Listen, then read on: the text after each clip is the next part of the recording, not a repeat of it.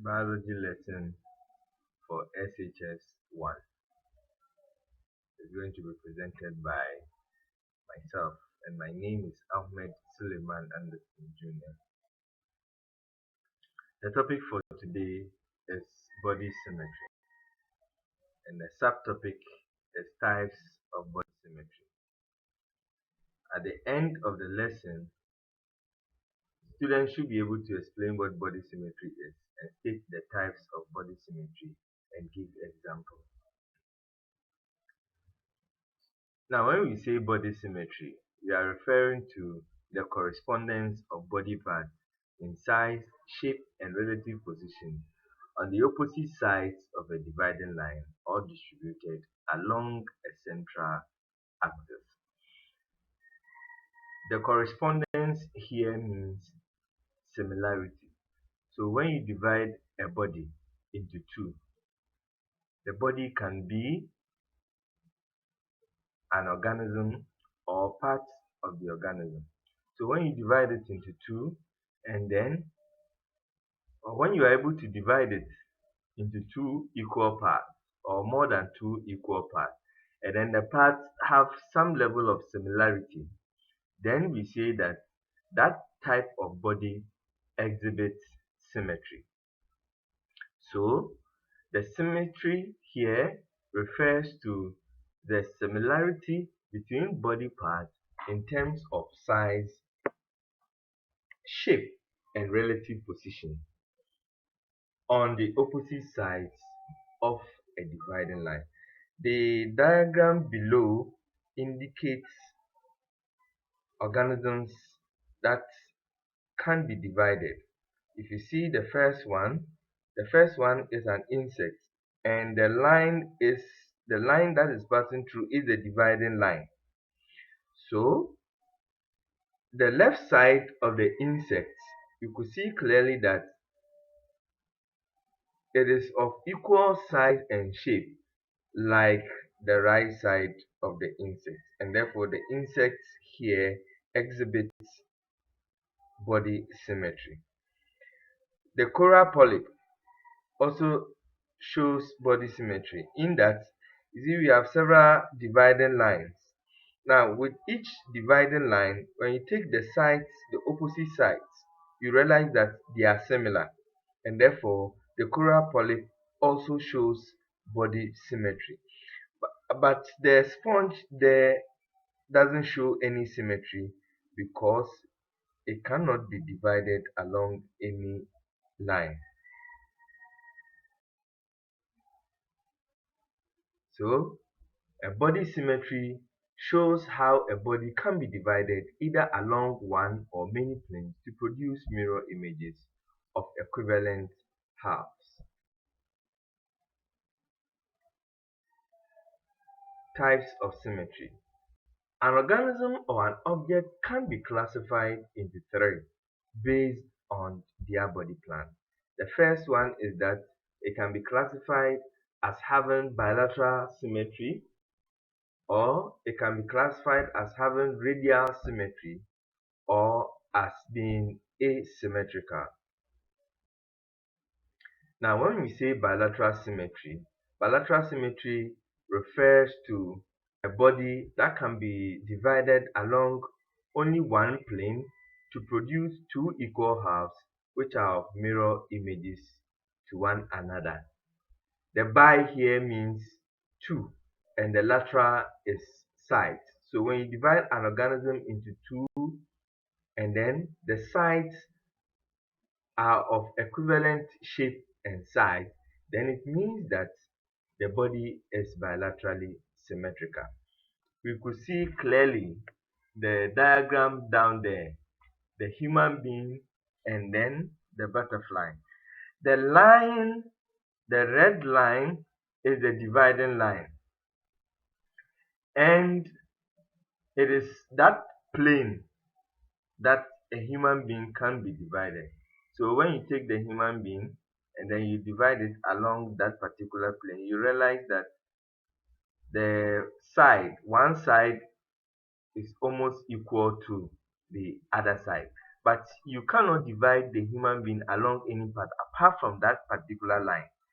And therefore, we say that the human being is bilaterally symmetrical. Likewise, the insects, you can only divide it along that particular plane to give you two equal halves, or halves that are equivalent to one another, or halves that show mirror images. And therefore, the insect here is also bilaterally symmetrical. Now, organisms that exhibit bilateral symmetry have easier movements than organisms that exhibit other types of symmetry due to how their body is shaped and where the legs are.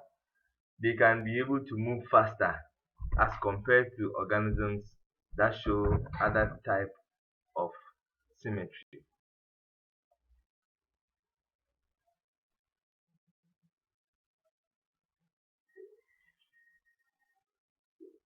Bilateral symmetry can be seen in mammals such as rabbits, humans, goats, etc.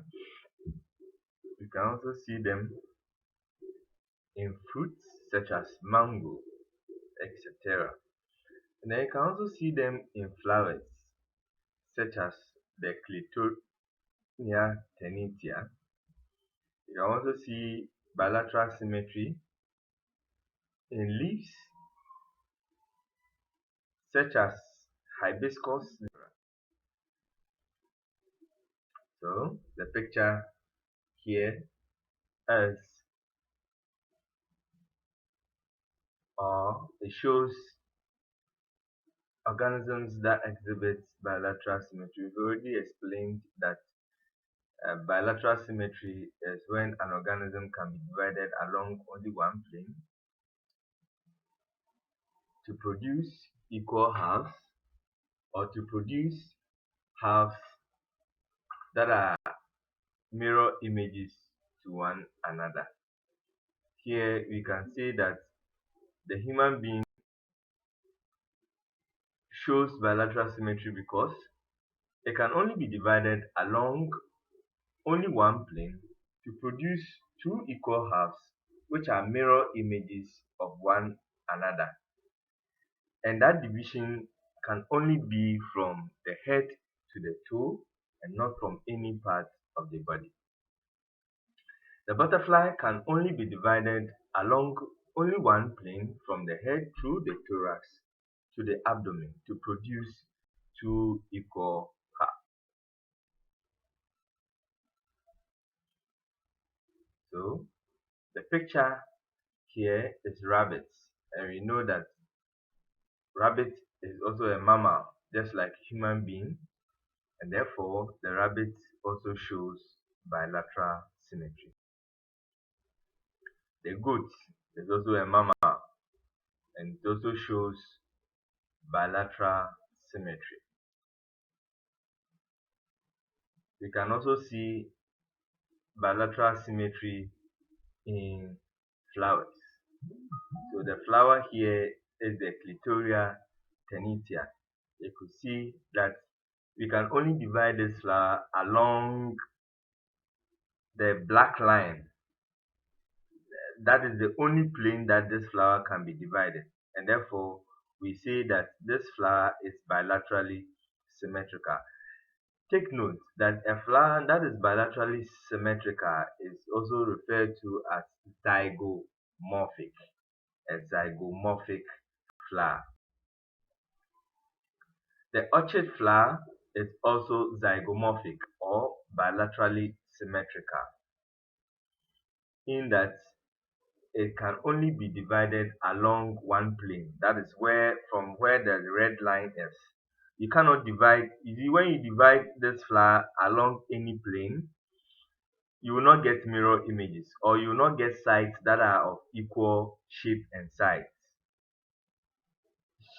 You will not get sides that are of equal shape and size. So the orchid flower is also a zygomorphic flower in that it can only be divided along one plane to produce mirror images or to produce halves that are of equivalent shape and size. The mango fruit also exhibits bilateral symmetry in that it can only be divided along one plane to produce mirror image. And then the hibiscus leaf. The hibiscus leaf is also bilaterally symmetrical. See you next time.